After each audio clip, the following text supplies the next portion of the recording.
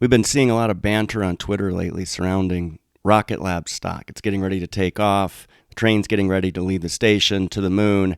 It's the sort of banter you see coming from people who like to have a big group wank over charts like the one you see on the left. And that's where folks try to read the technical analysis tea leaves and look for things like support levels, which, to be fair, there seems to be one forming there, or a base of sorts for Rocket Lab stock. But today we're not going to talk about why it might be a buy because of some chart patterns that are largely useless in the real world. We're going to talk about why you might want to purchase the stock for more long-term reasons, what investors might be looking at. Now, we've spent decades here at analyzing disruptive technologies and covered all these space specs well before they were even a twinkle in their sponsor's eye. So we've been at this for quite a while, and you can see here just a few of the recent pieces we've written.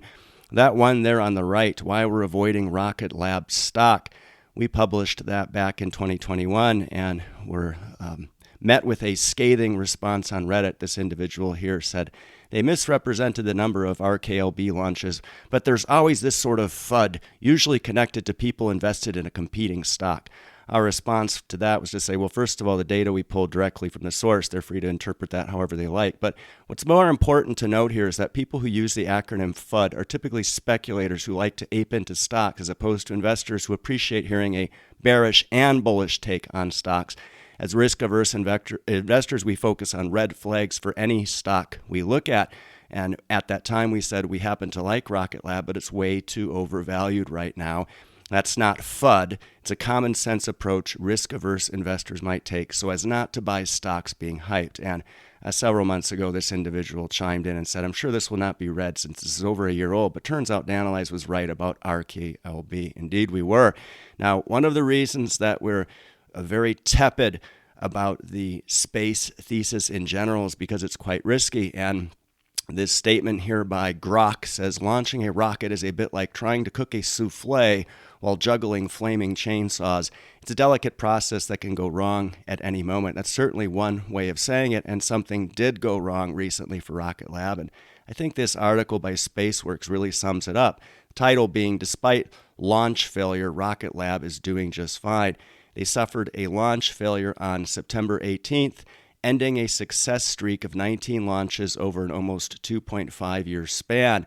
And you can see here it says the stock took an immediate hit, dropping as low as $3.65. And they talk about the skittishness public investors have with publicly traded space companies. They're just volatile in general. And then this bullet point here says Peter Beck sold 3.6 million of his 54 million shares just 1 week earlier to fund his estate planning and charities. And they say investor uneasiness was already mounting. Well, investors always need to be putting these sales into context. Just look at the percentage of his total shares that were sold. Very little.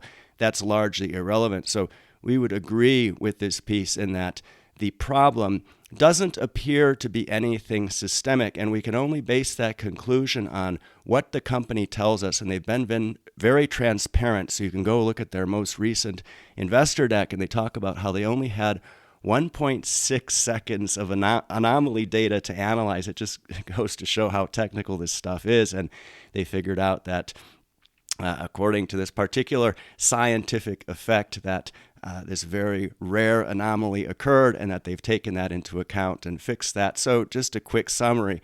Rocket Lab was extremely overvalued when we first wrote about it.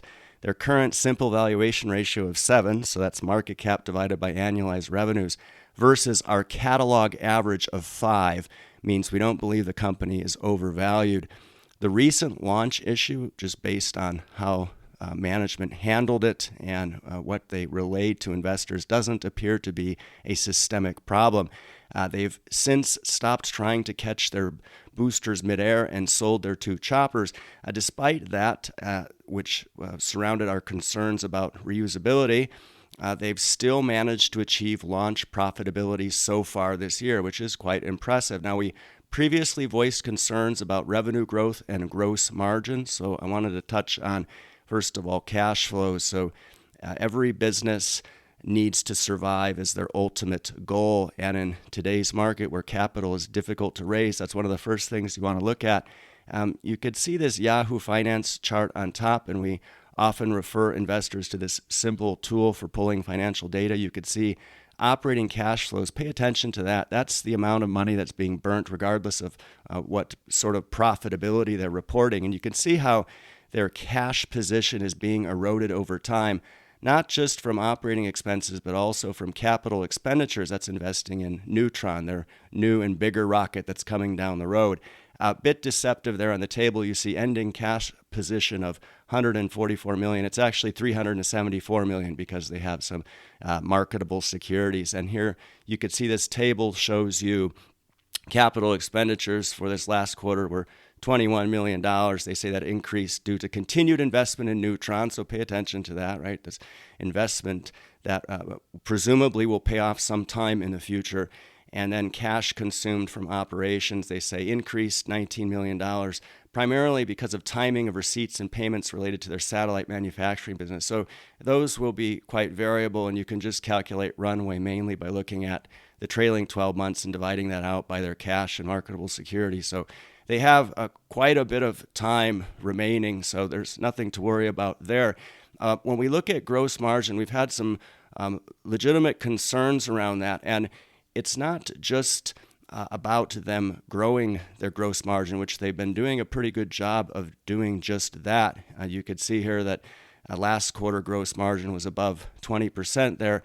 Non-GAAP, which doesn't take into account stock-based compensation, closing on 30%. That's quite good, but in the bigger picture, it's not really. So you see this chart here on the right. This is our tech stock portfolio, and this was, I think, taken probably earlier this year or late last year. We just took all the gross margins of all the tech stocks we're holding, and we highlighted the ones on the lower end of the spectrum. You see there the 6 stocks that are under 30% that were concerning, and those happened, I think, most for green tech, and that's what the article was about. But we consider those to be low gross margins, so whilst they might be impressive for rocketlab to have reached those, and I think they have aspirations to go beyond that, which is great, they're still fairly low. The lower your gross margins, the more you need scale, and the more you need predictability. That's very important, and when rockets explode, that's not predictable. And you could see here when they talk about their gross margin decreasing, that was driven by a one-time favorable release of a $4.1 million launch loss reserve in Q2. So when that loss reserve doesn't get released, as in the case of a rocket blowing up, then that affects their gross margin. So that's just something to pay attention to. Now, the other thing to note here is the difference between GAAP and non-GAAP. And one thing the investor relations team needs to do is fix these darn news releases on their website, which show the text here. Just looking at this gives me a headache, but you can go into these news releases and see how they rectify GAAP versus non-GAAP. And here on this chart, I think it shows the great progress the company has been making over the past 4 quarters in growing that gross margin and certainly alleviating some of our concerns around them not being able to do that. You can see revenues growing here as well. And whether you measure this gross margin by GAAP or non-GAAP, the trends are moving in the right direction. Now, when we look at segment breakdown, we have launch services and space systems. So what we can do now is we can take the midpoint estimates for Q4 2023. We've done that there on the left. And then we can estimate what 2023 growth is going to look like if they should come through at those midpoints. That would equate to launch services realizing 32% growth, space systems realizing 14% growth. So they would go from $211 million in 2022 to $251 million in 2023. That's a blended 19% revenue growth. That's great. So no concerns there around their abilities to grow revenues in 2023. And then the other table that I noted in their recent quarterly filings was their customer concentration risks. Nothing too problematic here. Northrop Grumman at 13%, Capella Space at 12%. So a little bit of customer concentration risk there, but certainly something that you could look past. Now, when we look to invest in companies, we take the hiring manager approach, which is It's a given every disruptive tech company out there has some amazing bull thesis that management won't shut the hell up about because that's their job. We take a hiring manager approach, which is we look for reasons not to invest in companies. And that's what you do when you're looking to hire candidates. They're all great. You're trying to find reasons to stop the interview, or in your mind anyways. Rocket Lab went from an avoid to a like over the years, and we think no longer has any showstoppers. We might find reasons to love this stock one day, which means we would consider holding it. And if we do, paying subscribers will be the first to know. Now, the one thing we haven't mentioned here is the 500-pound gorilla in the room, and that's Mr. Musk here with his success rate in launches being over 99%.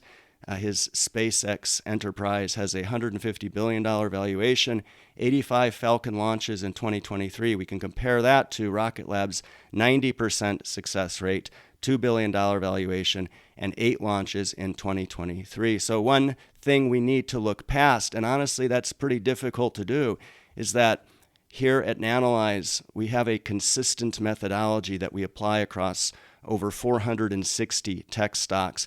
And one of the tenets of this methodology is that we only invest in leaders whenever possible. Now, the exception to that rule might be when there is a particular theme that we want exposure to, but there aren't many compelling candidates. And here you can see, in the case of space companies, at least space SPACs, this is taken from our tech stock catalog that our premium subscribers can open this up and do this themselves, filter on space there and SPAC column there, and then you can pull these up and note just how poorly these firms have performed over time. And actually Spire there, pay attention to this because it's really easy for these SPACs to calculate their returns because they were all priced the same to start at $10. Spire actually had a reverse split of 8 to 1. So they're not down 50%, they're down 94%. So you have to pay attention to that more and more as time goes on. But there aren't a lot of great ways to get space exposure. So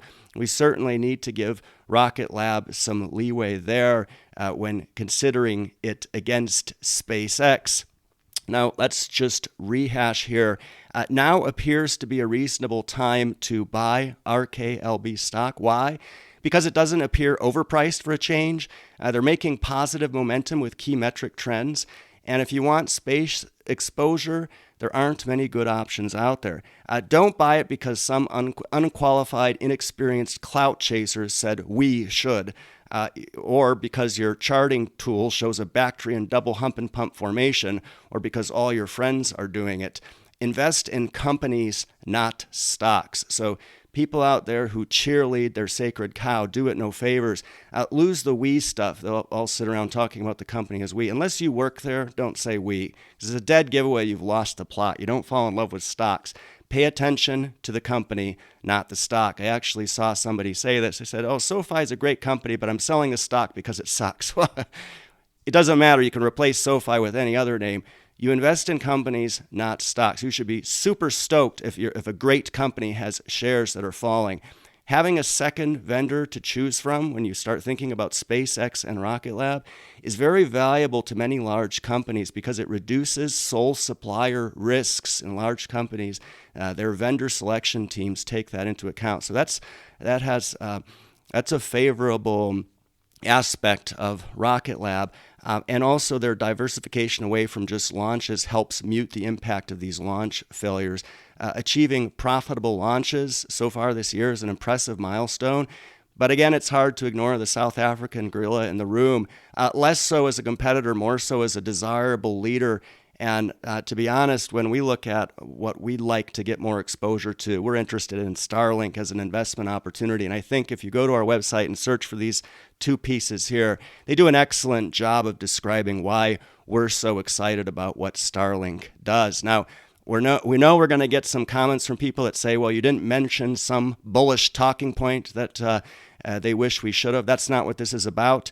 This is about our previous concerns about Rocket Lab and where those sit today. Now, some of you may be thinking about ARK's space ETF, and that's very good. You should be thinking about ETFs as a risk-averse way to get exposure to a particular theme. So we put together this piece on ARK's Space ETF, which you might enjoy next. Please watch that to support this channel. Thanks so much for taking the time to watch this today.